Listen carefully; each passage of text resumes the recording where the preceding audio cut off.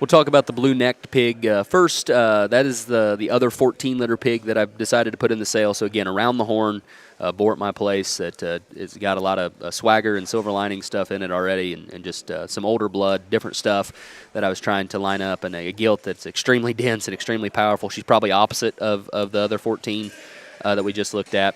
And then, again, I'm not afraid to admit which ones are my favorite, and this white gilt is certainly one of my favorites. She'd be a stamp, American-made, Stay Classy silver lining.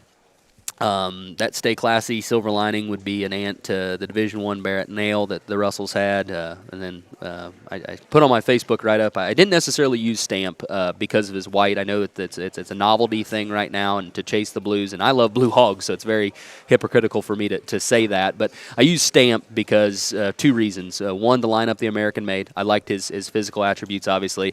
And then I'll never forget the Stamp's mother's littermate, Barra. Someone had sent me a video of that thing before the Missouri State Fair, and I think in which he won the open show, and I thought that was a flat, incredible animal. And so I was super excited. Travis let me get some stamp semen early. This is some of my better sows, and then we lined up American-made, and I really like that 19.3. Yeah, we'll start actually with the blue gilt there, the 14-litter. We've seen some of these, or I guess we haven't yet, have we? Just one. Just one, yeah, a male pig. Correct? Gilt. I'm really on it there. I know we've talked a lot of pedigrees, but this blue gilt is Gossett's had a lot of this coloration and had some gilts to get along at the same time. But I like this dark blue pigmented kind of a gilt.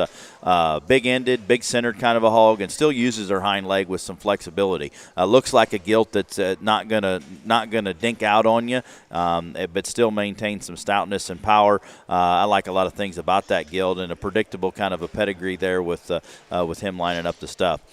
This stamp gilt is one that I got to see on Creep Book there the other night, and was excited to see her. I remember when you got semen, this was one of the first collections, I think, and we've sold some pigs similar size out of one of those first couple collections. Not saying that stamps ours, they're going to be good, but they are good. And not every board that you have does that, and I know originally it was an American-made sow, and we talked about it. These stamp hogs are good. If you want to make belts, blues, whatever, they read with the indicators in terms of power and dimension. This gilt here is so heavy-boned. She's flexible. She's loose. She's attractive. She's not bunchy muscled. She's not big and tall.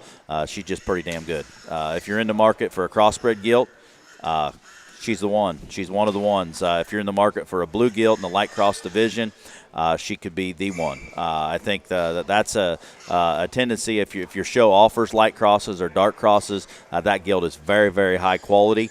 And I think one that's at the same time, she's going to have some resale value when you're said and done. If you're not going to breed her yourself, I think a lot of breeders could latch onto that one because she's awfully, awfully good. That's a good pair of gilts, a little different in their type and kind.